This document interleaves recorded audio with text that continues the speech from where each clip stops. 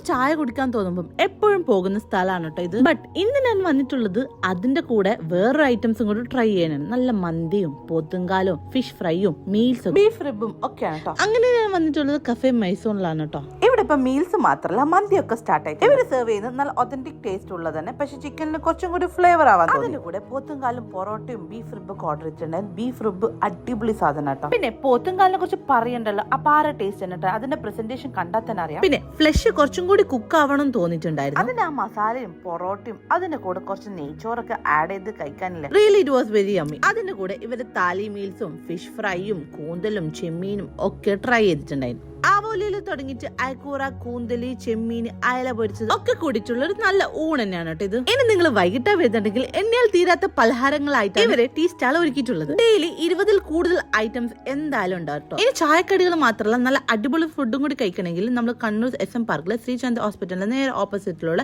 Cafe മൈസൂണിൽ വന്നാൽ മതി കേട്ടോ.